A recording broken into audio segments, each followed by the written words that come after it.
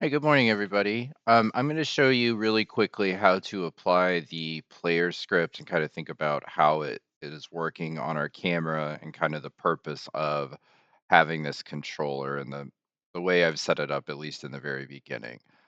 So one of the things that the book recommends is that when you are setting up your player, and you can see like here is my player object right here, and you can see I have made a few different nested aspects to it. So I have my player, which is just an empty game object right here.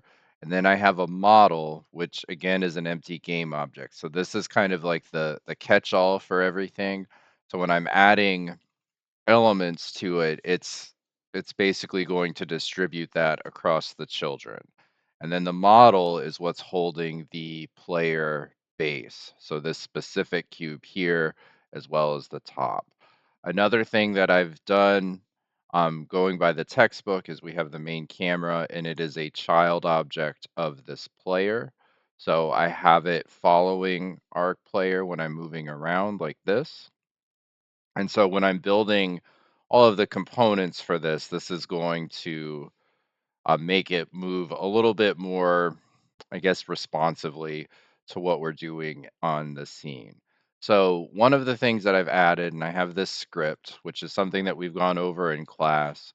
I'm going to use Notepad for now because I realized I didn't install, I had a update to my computer and I had not yet installed Visual Studio. So I'm just going to click here and hit just once. And then this is the script. Okay, so this is the same thing, at least at this point, that I've gone over in class, and then the one that we've been using. So you can see a couple of things here. One of these is the actual player object here, or the class name. And then I have these variables. This right here is going to sort of categorize and you can see it, like if I click on player right here, you can see that I have references and then I have movement.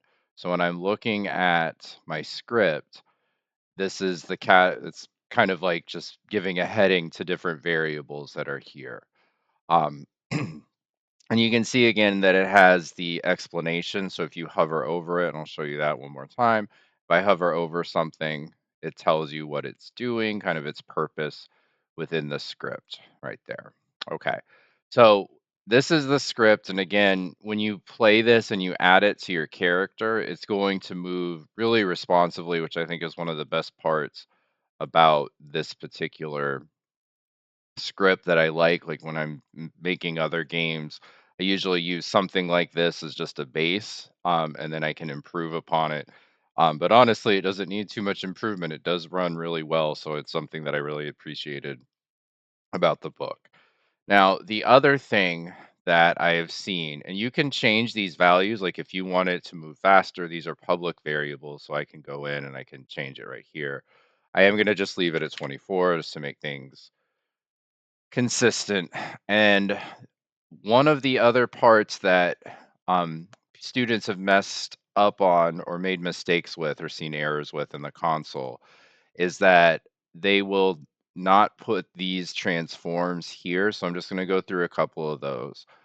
On the player object itself, you're going to have your character controller. So you would click add component here, you would search for it, and then it adds it. The other thing that you're going to add, because it's in the script as a declared variable where you add it, is the model, which is the transform. Now, occasionally it will happen when you build the objects that these empty game objects are separate. So you want to make sure, again, the player is at 000, the model is at 000, and the base is here.